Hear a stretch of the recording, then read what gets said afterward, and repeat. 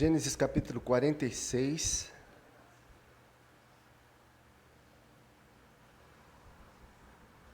Versículos de 1 a 4.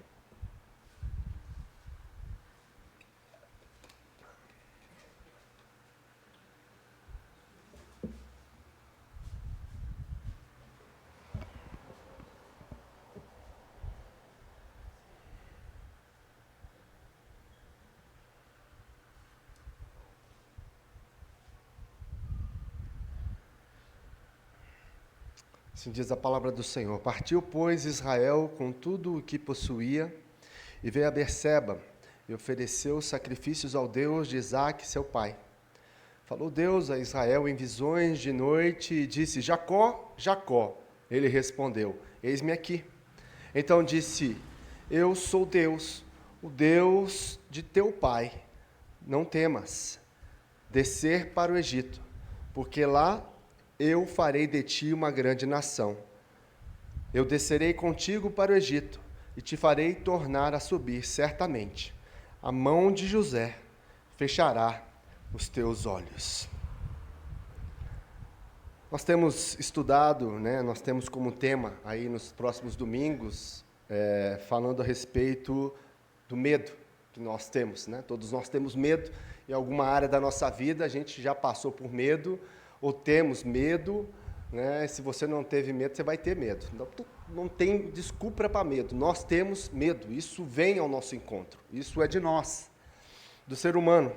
Mas a palavra do Senhor fala para nós não termos medo. Não temos medo. E domingo passado nós falamos aí, a respeito do medo. E vimos que a primeira vez que a palavra medo aparece na Bíblia é lá em Gênesis capítulo 3, nos versículos 8 e 10, onde quando Adão e Eva pecaram, eles ouviram a voz, ouviram os passos do Senhor Deus, que andavam no jardim, e eles se esconderam. E no versículo 10, eles estavam diante do Senhor, e o Senhor lhe pergunta, o que aconteceu, e eles disseram: ouvi teus passos no jardim, e fiquei com medo. Logo após o pecado, houve o medo que assola os nossos corações desde a queda. Então, todos nós passamos por esse medo. É interessante quando nós olhamos, para esse início aí do medo na vida do ser humano, nós vimos aí, então, que esse medo é fruto do pecado e da desconfiança de Deus. O homem, Adão, ouviu os passos e falou: o que Deus vai fazer comigo agora, diante do que eu fiz? Então, a confiança foi quebrada. O que Deus agora realizará, contra mim pelo que eu fiz? Então, a essência do medo, meus irmãos, ela reside em nossa falta de confiança no amor e no cuidado de Deus para com as nossas vidas. É isso que acontece muitas vezes, é isso que reside, essa que é a essência do nosso medo, pois nós não confiamos no amor e no cuidado de Deus por nós, porque lá no paraíso, lá no jardim, foi quebrado essa confiança, e a partir de então, Adão sabia, que as consequências seriam terríveis para ele, mas nós podemos ver que depois disso, logo ali no capítulo 3, no versículo 15, logo à frente, nós vemos o amor de Deus, que ele disse que Jesus viria para morrer naquela cruz pelos nossos pecados. Maior prova de amor de Deus foi dada logo após o pecado, logo após ele ver que Adão estava com medo, ele dizia: você vai sofrer as consequências pelo que você passou. Na verdade, ele falou das consequências depois, mas ele já falou do amor dele. Olha, Jesus vai morrer pelos seus pecados, pelo pecado que você cometeu e que vai passar para toda a sua geração. Jesus é a maior prova de amor de Deus por nós. Portanto, nós não precisamos duvidar do amor de Deus. Não precisamos duvidar do cuidado de Deus em todo o tempo, em todo momento, porque Ele nos ama e Ele tem cuidado de nós. Mas o medo reside nessa falta de confiança no amor e no cuidado de Deus por nós. E como nós vimos aqui, há uma palavra, há um versículo sobre medo, para nós não termos medo na Bíblia uma vez por ano, uma vez por dia. São 365 versículos falando sobre não temas, não tenha medo.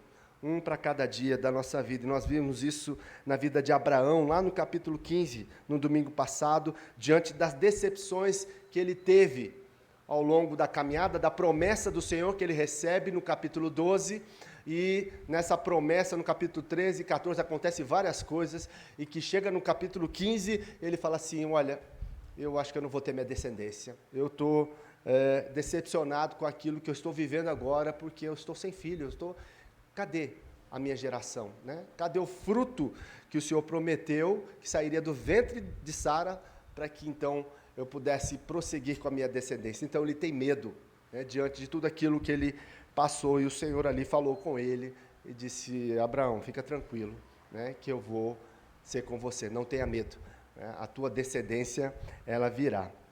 E hoje eu quero falar aqui sobre não ter medo diante das mudanças inesperadas. Não tenha medo diante das mudanças inesperadas. E é algo que acontece no nosso coração quando há mudanças inesperadas, né? Quem aqui não sente medo, aquele friozinho na barriga, né? Nossa, vai mudar. Eu vou sair daqui e vou para lá. Vai acontecer isso no meu trabalho. Eu perdi o trabalho e agora eu vou para outro lugar. Né? A mudança na nossa vida, e principalmente a mudança inesperada, nos causa medo. E nós podemos ver aqui no contexto da vida de Jacó, no momento agora da vida de Jacó, no capítulo aqui 46, em que nós lemos, o contexto da vida de Jacó era algo interessante. Jacó aqui, nesse capítulo, nesse momento, ele está com 130 anos, aproximadamente 130 anos. Já aposentou faz tempo, né, pelo INSS.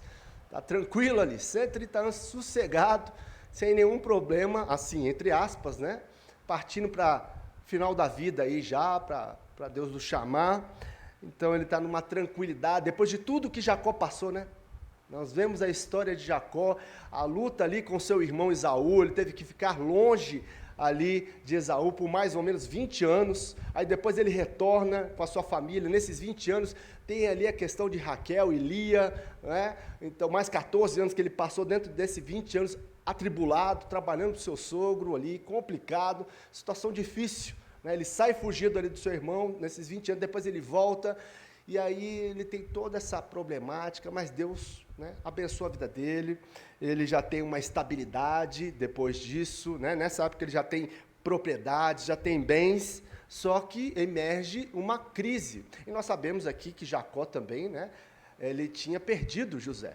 Né, há 40, 50 anos, aqui nessa idade, que ele tinha perdido José há muito tempo atrás. E aí ele passa então por um momento de crise internacional, que é uma crise de fome. É uma crise de fome.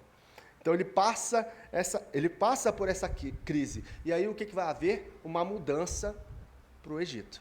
Diante dessa crise, logo aí no final da sua vida.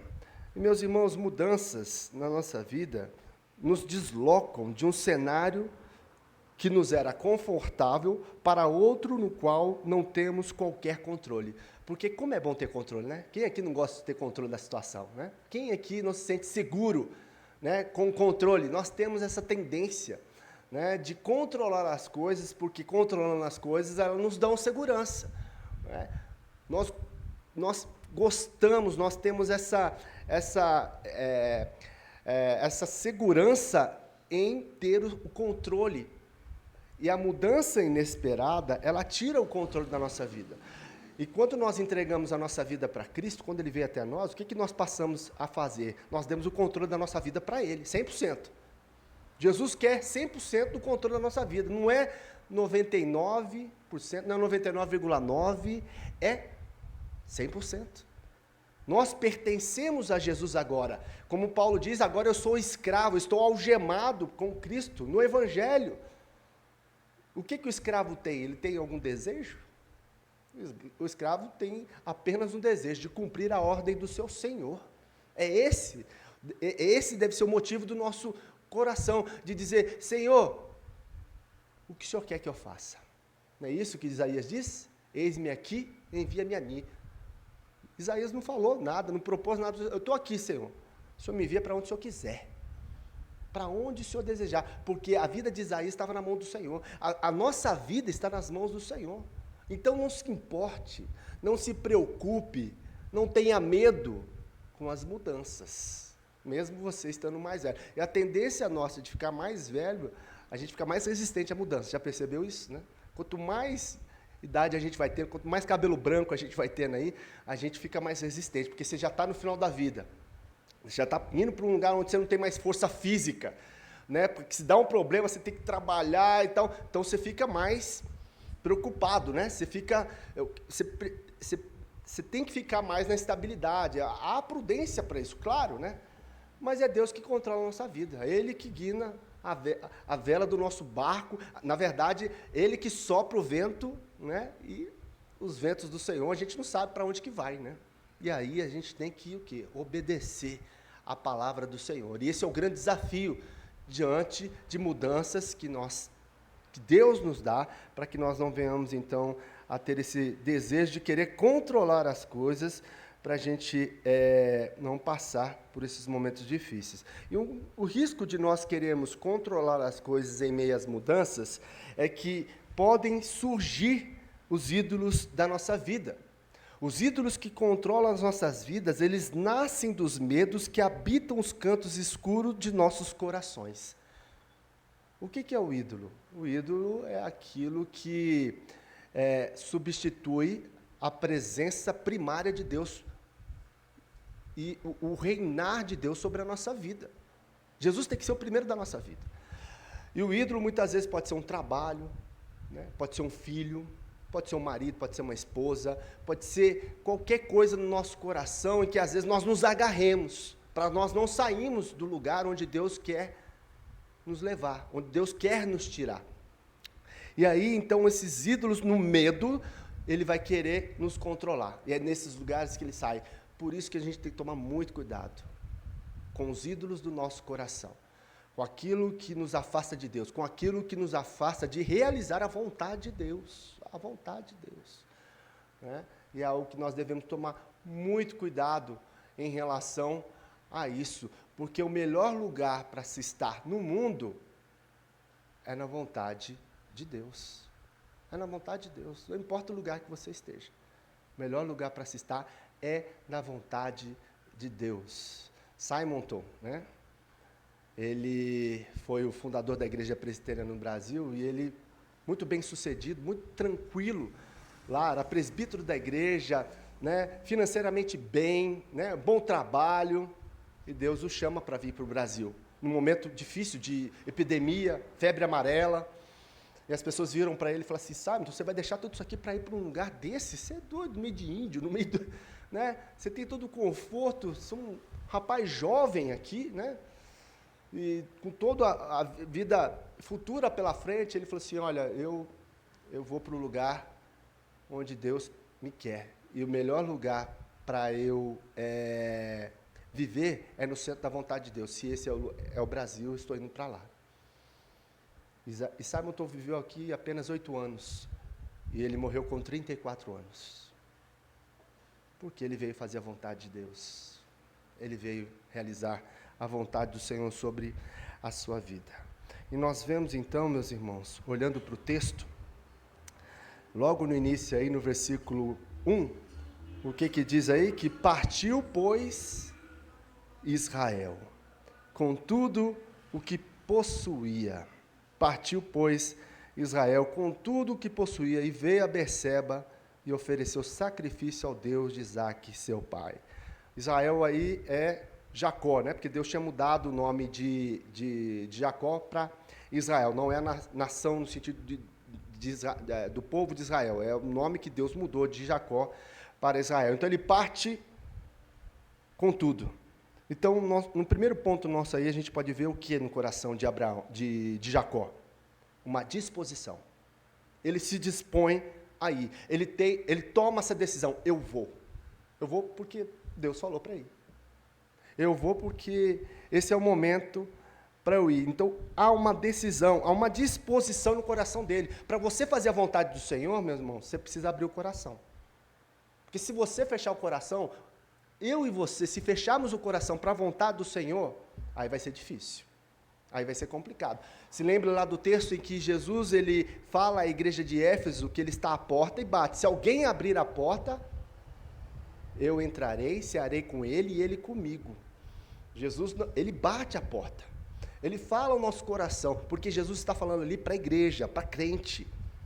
Então o Senhor, diante de mudança, diante do seu plano, ele fala assim: meu filho, eu tenho um negócio para você aí. Algo vai mudar.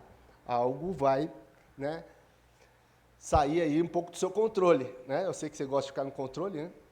Algo vai tirar da sua zona de conforto. E aí eu tenho que ter essa disposição, eu tenho que abrir o meu coração para que a vontade do Senhor aconteça de forma plena, para que eu não sofra, Para que eu não sofra, porque quando nós não realizamos a vontade do Senhor, vai haver sofrimento, contrário à sua vontade. E como filhos, o Senhor vai colocar no seu coração, o coração do homem, o Senhor dobra. O coração dos reis estão na mão do Senhor, até do ímpio. Imagine o nosso, que é filho, nós temos o Espírito Santo.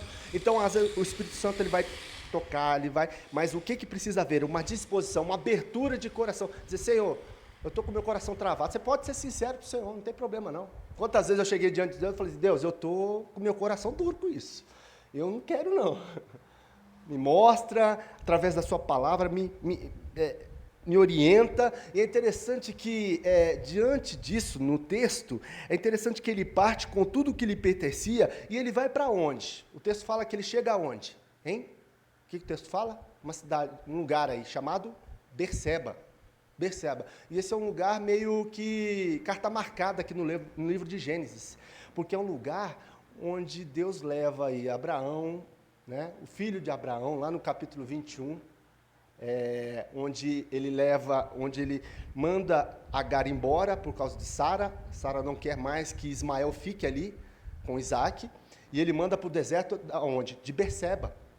E naquele deserto, Deus fala para Agar: olha aqui, ele não vai morrer não. Ismael não vai morrer, pode ficar tranquilo, porque ela senta, de um tiro de pedra, ela fala assim: olha, vou deixar meu filho lá e vai morrer. Aí vem um anjo e fala assim: não, ele não vai morrer. É em Berseba, onde a descendência de Abraão, que não é a descendência que Deus quer como seu povo, que a descendência vem de Isaac, mas aconteceu de Ismael por um erro, mas Deus abençoa a Ismael ali, salva Ismael por aquilo, porque é descendência de Abraão também. E aí o que acontece? Em Berseba. No capítulo 22 também, nós vemos que logo após ali Abraão e Isaac, naquele monte, no Monte Moriá, não haver o sacrifício de Isaac, mas sim do cordeiro, o que acontece? Eles descem, adoram ao Senhor, aonde? Em Berseba. Há um sacrifício de louvor em Berseba. Nós vemos também, no capítulo 26 de Gênesis, a ação de Deus sobre a vida de Isaac também ali. Onde nós percebemos em que Isaac, no capítulo 26, ele está diante do Senhor ali, e ele na terra dos filisteus, e ele faz uma aliança com o Senhor ali também, em Berseba. Nós vemos no capítulo 28 também a fuga de Jacó, e Jacó ali também, ele faz e levanta um altar em Berseba, como sacrifício ao Senhor. E aí nós percebemos mais uma vez que Jacó, trazendo essa tradição de Berseba, é o lugar onde ele oferece sacrifícios a Deus. Ele tem uma disposição, uma decisão, e em Berseba ele tem uma devoção, uma dedicação ao Senhor. O que isso representa para nós? Que Jacó buscou a direção de Deus. É isso que é importante. O altar de sacrifício é reconhecer: Senhor, eu quero buscar o Senhor, eu quero oferecer a minha vida como sacrifício ao Senhor. Aqui está diante do Senhor aquilo que eu tenho como disposição no meu coração em realizar a tua vontade. Nós precisamos de Berseba na nossa vida. Nós precisamos de lugar onde a gente abre o nosso coração diante do Senhor, onde nós derramamos o nosso coração diante dEle, como sacrifício de louvor e adoração ao Senhor, dizendo: Senhor, o Senhor que manda na minha vida, o Senhor que me controla, o Senhor que me governa.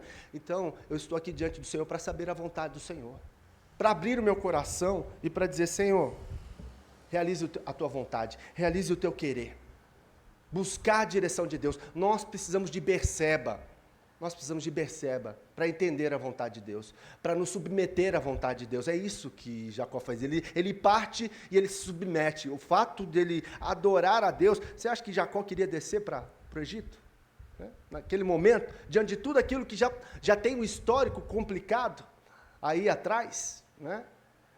E ele desce, mas ele tem um momento de devoção, de dedicação, de busca ao Senhor.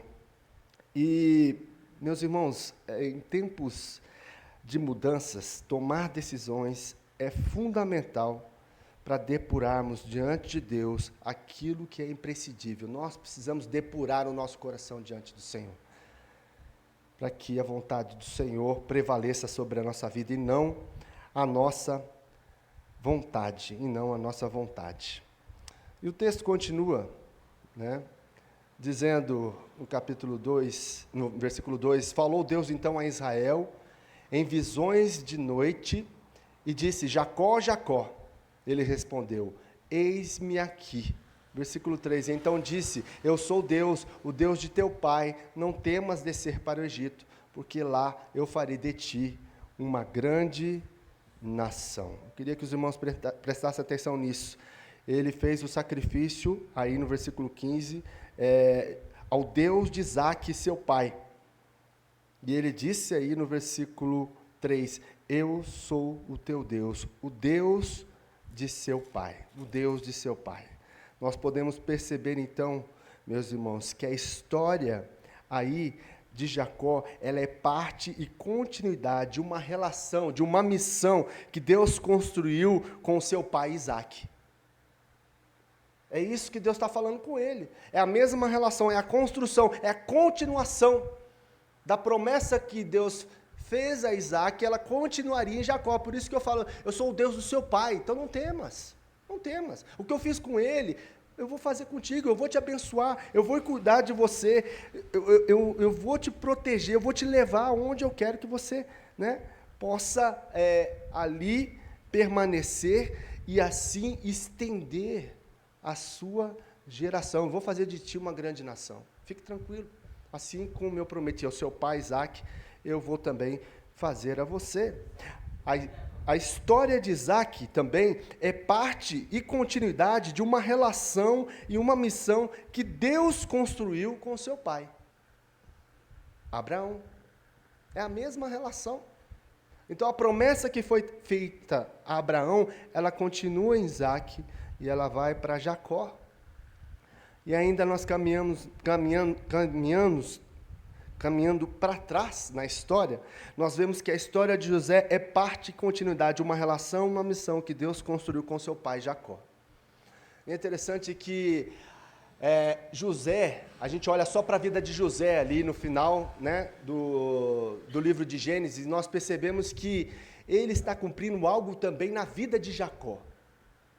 Se nós olharmos para o macro, o que José está realizando ali, sendo usado por Deus ali no final da história de Jacó, é que Deus está cumprindo as suas promessas na vida de Jacó também, por meio de Jacó. José honrará o seu pai Jacó, né? E isso é uma bênção, para que nós possamos entender que toda a história ela é governada e toda a história tem um sentido para chegar até aqui. A nossa vida é assim. A nossa vida não é sem sentido. Se você está aqui hoje, se você tem passado pelo que você tem passado, há uma história que Deus controlou, que Deus governou, que Deus te trouxe até aqui. E não foi à toa, não foi por acaso. Nós não servimos a um Deus do acaso. Nós servimos a um Deus que tem planos, a um Deus que tem planos de vida e vida eterna para nós, na história. E Ele constrói essa história na nossa vida. Cada um tem a sua história. Cada um tem aqui algo para contar que dá um livro, né? Às vezes 2 livros, 3 livros, né? Diante de tudo aquilo que passou, né? Se a gente senta e fala assim, meu Deus, eu cheguei até aqui pela graça e misericórdia do Senhor, pelo amor do Senhor, pelos planos de Deus. Você olha pela história, toda a estrutura, era para tudo dar errado. E deu certo, porque você encontrou Jesus, porque Jesus governou a sua vida desde o ventre, você já é escolhido. E ali já era os planos de Deus se cumprindo sobre a sua vida, para você chegar até aqui, para acontecer tudo o que aconteceu, mesmo com seus erros e acertos, mesmo com as suas frustrações, mesmo com os seus fracassos. Quem aqui nunca fracassou? Quem aqui? Nunca fracassou. E Deus foi fiel, Deus é fiel, Deus permanecerá fiel, mesmo que nós sejamos infiéis, mesmo que venhamos a errar o caminho, mesmo que diante das situações você não entendeu bem, fez coisas que não era para fazer, mas Deus, Ele permanece fiel. Aconteceu isso na história, aconteceu isso com Abraão, com Isaac, com Jacó. Esses homens erraram também, tomaram decisões equivocadas, mas Deus permaneceu com o seu plano sobre a vida deles. Assim o nosso Senhor fica tranquilo, que se eu e você somos filhos de Deus, se eu e você temos o Espírito Santo, Ele vai nos direcionar. Basta você ter os seus olhos fitos nele, basta você ter o seu lugar de Bersebe, dizer: Senhor, eu quero fazer a tua vontade, e Deus vai realizar, Deus vai realizar, Deus já está fazendo, a obra do Senhor é contínua na nossa vida. Então fique tranquilo, meu irmão, não queira, nos tempos que nós vivemos, que é tempos de autonomia, né? Eu vou fazer do meu jeito, eu vou seguir os meus caminhos. Meu irmão, nós somos filhos de Deus, nós não temos isso. Nós não temos autonomia sem Deus, né? Nós precisamos prestar conta ao nosso Senhor e dizer: Senhor, eu estou aqui. Nós somos apenas coadjuvantes numa história maior, dirigida pelo nosso Deus. É isso que nós somos. Ele é o protagonista, né? Ele é o protagonista. E aí, meus irmãos, esse texto que fala que ele diz: eu sou o seu Deus, o Deus do seu pai, e ele diz: não tenha medo de descer ao Egito. Por que Deus fala isso para Jacó? Porque ele sabe do contexto. Jacó sabe da história de Abraão e de Isaac, que eles passaram por momentos difíceis também. Lá em Gênesis capítulo 15, versículo 12 e 13, olha lá o texto. Gênesis 15, 12 e 13. Diz assim: ao pôr do sol, caiu profundo sono sobre Abraão, e grande pavor, e cerradas trevas o acometeram. Então lhe foi dito: sabe com certeza que a tua posteridade será peregrina em terra alheia, e será reduzida à escravidão, e será afligida por 400 anos. Deus já falou que a posteridade dele, de Abraão, seria afligida há 400 anos no deserto. Então, Abraão sabia. E com certeza Abraão falou isso para Isaac, que Isaac falou isso para Jacó: olha, Deus vai ser fiel, Deus é fiel, vai ter a nossa posteridade, mas a nossa posteridade vai ficar escrava durante 400 anos. Então temia Jacó descer para Egito. Será que agora, que é minha posteridade, será que os meus filhos vão ficar presos lá? Bateu isso na cabeça de Jacó, com certeza. Ele lembrou do que Deus falara com ele, que os seus descendentes ficariam 400 anos. Então, será que agora, que eu estou indo para o Egito, vão ficar presos lá? Olha o medo que reinava no coração, que estava reinando no coração de Jacó, porque senão Deus não falaria isso. Não temas. Uma outra situação, Gênesis capítulo 26, versículos de 1 a 3. Gênesis 26, de 1 a 3. Agora é sobre Isaac que vai vir algo em que Jacó também sabia. Gênesis 26, de 1 a 3. Sobrevindo fome à terra, além da primeira, a vida nos dias de Abraão, foi Isaac a Gerar, avistar-se com Abimeleque, rei dos filisteus. Apareceu-lhe o Senhor e disse: não desças ao Egito, fica na terra que eu te disser. Habita nela, e serei contigo, e te abençoarei, porque a ti e a tua descendência darei todas essas terras, e confirmarei o juramento que fiz a Abraão, seu pai. Era um momento difícil em que Isaac provavelmente desceria ao Egito. Então, Deus fala para ele: não desça, permaneça. Com certeza Isaac contou isso também a Jacó. Falei, olha, então isso gerava medo no coração, e agora? Né, diante desses medos, né, que Jacó estava passando, diante da história que aconteceu, ele precisava ouvir a Deus, e Deus fala com ele. É um momento difícil, é um momento complicado, não é fácil para Jacó tomar essa decisão. Ele tomou essa decisão, mas com medo no coração. Aí Deus falou assim, ó, não fica com medo. Deus percebeu que ele estava com medo, Deus sabia que ele estava com medo, mesmo partindo para o Egito, coração temeroso. Mas Deus lembra a ele, olha, não tenha medo. Mesmo diante do que você ouviu dos seus pais, não tenha medo, porque eu os livrei e eu vou livrar você também. Fica tranquilo.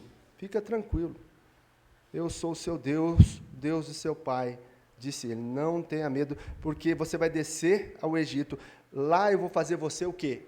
Uma grande nação. É uma promessa de Deus, Deus promete, pode descer, que lá eu vou fazer uma grande missão, uma grande nação.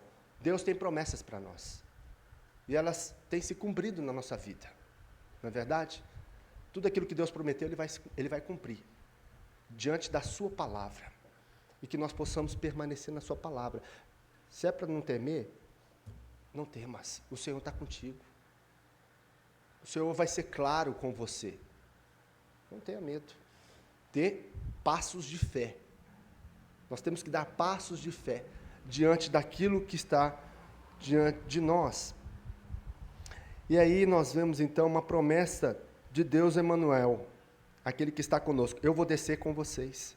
Eu mesmo descerei com vocês. É isso que diz aí o versículo 4, não é? O que o versículo 4 diz? Eu descerei contigo para o Egito e te farei tornar a subir certamente. Eu vou descer contigo. Pode ficar tranquilo. Você quer coisa melhor do que ouvir uma voz dessa? Eu vou ser com você. Pode ficar tranquilo. Mesmo que você passe pelo vale da sombra da morte, eu vou estar com você. Não importa a situação, o Senhor vai estar conosco. Não tenha medo, não tenha medo. Não tenha medo de fazer a vontade do Senhor, porque Ele está conosco. E há uma promessa também do Deus Redentor, né? O que Ele vai fazer com ele? E te farei tornar a subir certamente. Você vai subir. Você vai subir, eu vou estar com você, eu vou retornar com você, eu trarei você de volta, então fica tranquilo, eu trarei você de volta, fica tranquilo. É o Deus que, não é isso que o Salmo diz, né? Vai guardar a tua entrada e a tua saída e a tua entrada, não é isso? Por que fala a tua saída, né? Quando você sair, Ele vai guardar e você vai chegar bem em casa. É isso que Ele está falando, é isso que eu estou prometendo. Então não se importe, não se preocupe, não tenha medo, diante da promessa do Deus Redentor, do Deus que nos redimiu. E isso é interessante porque nós não precisamos ter medo, né? Diante da situação que muitas vezes nos apavora em momentos difíceis, né? Que tem aquele salmo, lá no Salmo 30, versículo 11 e 12, olha que interessante, o Salmo 30, versículo 11 e 12, diante da promessa de Deus. Salmo 30, versículos 11 e 12. Converteste o meu pranto em folguedos, tiraste o meu pano de sago, me cingiste de alegria, para que o meu espírito te cante louvores, e não se cale, Senhor, Deus meu, graças te darei para sempre. Eu vou converter o seu pranto em alegria. É isso que o Senhor vai fazer. É isso que o Senhor faz conosco, porque Ele é o nosso Redentor. Fique tranquilo, não fique com medo. E quarto e último, essa é a promessa do Deus das gerações. Olha a promessa de Deus para as gerações. Como é que ele termina o versículo 4? Quem que vai fechar os olhos dele? José. Ele falou assim, Jacó, meu filho, você vai encontrar com seu filho que estava perdido. Você achava que estava morto. Olha a promessa. No final da vida, ele vai encontrar com José, e Deus promete a ele, quem vai fechar seus olhos é José, você vai encontrar com ele. Esse filho que você achava que estava morto, mas ele está vivo, ele vai fechar os olhos. Olha a promessa de Deus, fechou? Deus fecha ou não fecha? O ciclo. Então não precisa temer, meu irmão. É do começo, do meio e do fim que Deus está conosco. É isso, a mesma promessa que é para Jacó é para nós, meus irmãos. Isso aqui é promessa de Deus para nós. Então não fique abatido, não gere ansiedade, não tenha medo. O Senhor é aquele que está do começo ao fim nas nossas vidas. Pode ficar tranquilo. Descanse no Senhor. Para nós terminarmos, queria que você pensasse sobre 3 coisas. Primeiro, procure a sua Berseba e depure os seus sentimentos e motivações ali naquele lugar. Né? Procure a Berseba, coloque sua motivação, seu sentimento diante de Deus ali. Abre o seu coração, não trava ele não, abre diante do Senhor. Fala, Senhor, eu estou aqui para fazer a tua vontade, eu não quero a minha. Né? Procure a sua Berseba. Procure a sua Berseba. Segundo, resgate, né, essa importância daquilo que o Senhor fez na sua vida, na sua história. A Bíblia diz, eu quero trazer à memória aquilo que me dá esperança. O que é isso? Traz à memória aquilo que Deus fez no passado pela sua vida.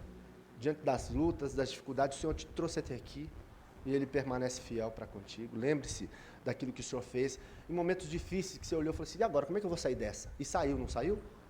Deus te abençoou e Deus te deu um novo caminho, a direção que Ele queria para a sua vida. Terceiro, o Egito pode lhe parecer um mundo estranho, inseguro e de grandes adversidades, mas olhe para Jesus. Olhe para Jesus. Porque se a gente olhar para a circunstância e para aquilo que o Senhor quer da nossa vida, a gente às vezes assusta. Né? A gente fala, Deus, é isso mesmo? Mas olhe para Jesus. Não olhe para o Egito. Né? Não olhe para o Egito. Olhe para Jesus.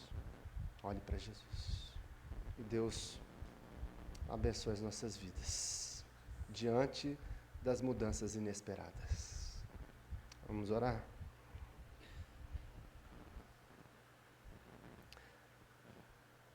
Senhor, nós queremos te agradecer mais uma vez pela tua palavra.